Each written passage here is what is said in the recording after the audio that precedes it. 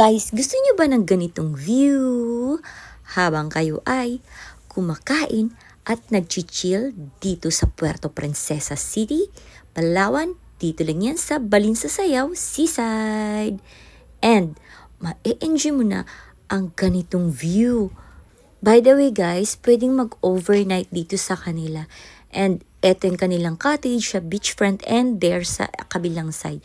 So habang nakastay ka here, ma-enjoy mo yung kanilang view and food and accommodation. And yes, ito ang kanilang entrada papunta doon sa kanilang cottages.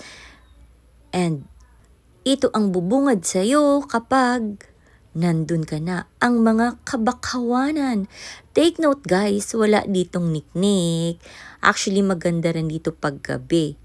Unfortunately, nabura ko yung mga previous photos and videos ng gabi tayo pumunta dito. So let's go! Let's enjoy the food and chill dito sa kanilang lugar. And yes, napaka-picturistic ng ganitong lugar guys.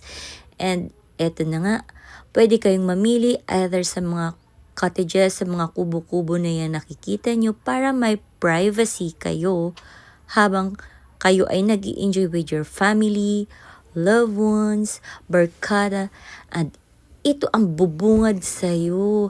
So refreshing in there.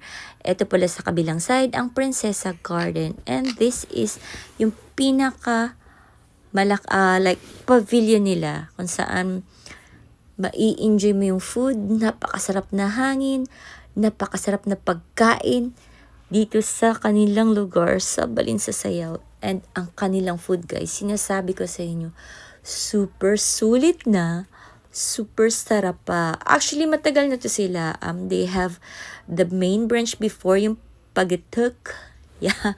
Kung ikaw ay kunin there sa bayan, yun po ang kanilang branch before and meron sa Manalo. And yes, mai-enjoy mo ang paglapag at pag-alis ng mga eroplanong papasok ng Palawan.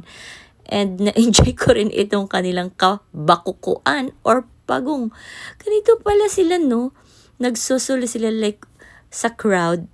Nag-aalis sila, ini-enjoy nila ang kanilang moment. And ayun kasi, nandun yung mga grupo. So doon sila nag-enjoy.